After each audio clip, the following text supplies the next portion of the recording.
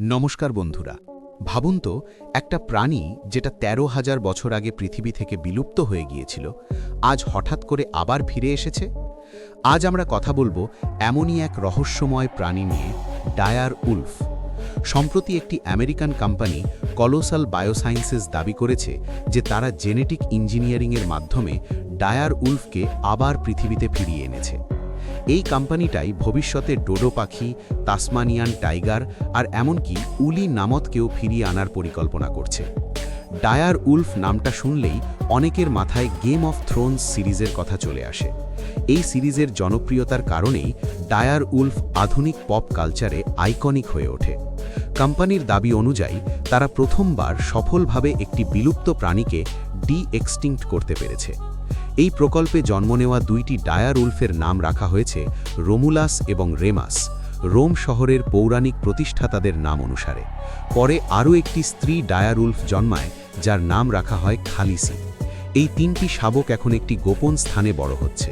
তারা রোদে বসে খেলাধুলা করছে, একদম স্বাভাবিক নেকড়ের মতো। কিন্তু তারা নিজেরাও জানে না যে তারা কতটা অনন্য। তারা এমন এক যুগে জন্মেছে যেখানে তাদের প্রজাতির আর কেউ নেই। কিন্তু এখানেই শুরু হয় বিতর্ক। অনেক বিজ্ঞানী বলছেন এটা আসলে আসল ডায়ার উলফ নয়, বরং এটা একটি গ্রে উলফের জেনেটিক্যালি মডিফাই করা সংস্করণ। তাহলে ডায়ার উলফ আসলে কি ছিল? ডায়ার উলফ আধুনিক নেকড়ের চেয়ে প্রায় 25% বড় ছিল।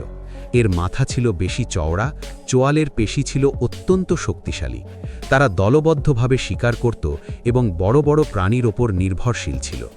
2021 সালে নেচার জার্নালে প্রকাশিত একটি গবেষণা জানায় ডায়ার উলফ প্রায় 57 লক্ষ বছর আগেই আধুনিক নেকড়েদের থেকে আলাদা হয়ে গিয়েছিল।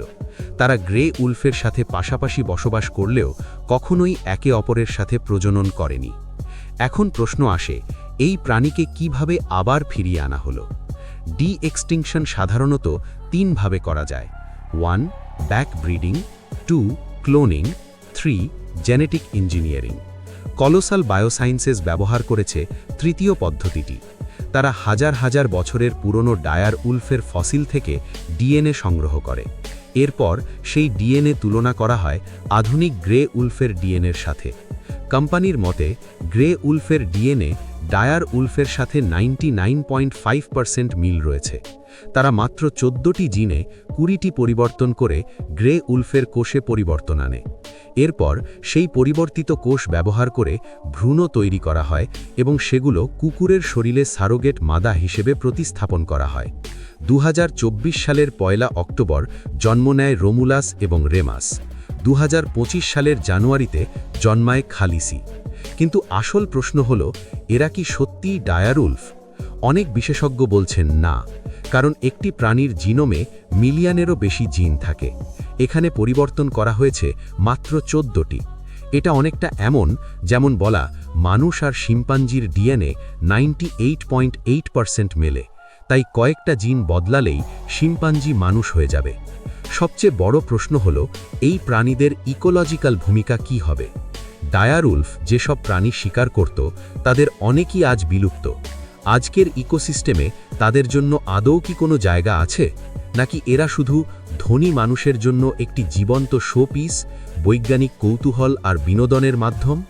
বৈজ্ঞানিক দিক থেকে এটা নিঃসন্দেহে একটি বড় অর্জন, কিন্তু নৈতিক ও পরিবেশগত প্রশ্নগুলো এখনও অমীমাংসিত। তাহলে বন্ধুরা, আপনার কি মনে হয়, এটা কি সত্যিকারের ডি-এক্সটিংশন, নাকি শুধুই একটি উন্নত মানের জেনেটিক এক্সপেরিমেন্ট? কমেন্টে আপনার মতামত জানাতে ভুলবেন না। ভিডিও ভালো লাগলে লাইক দিন, শেয়ার করুন আর এমন আরও গভীর বিষয়ের জন্য চ্যানেলটি সাবস্ক্রাইব করুন। ধন্যবাদ।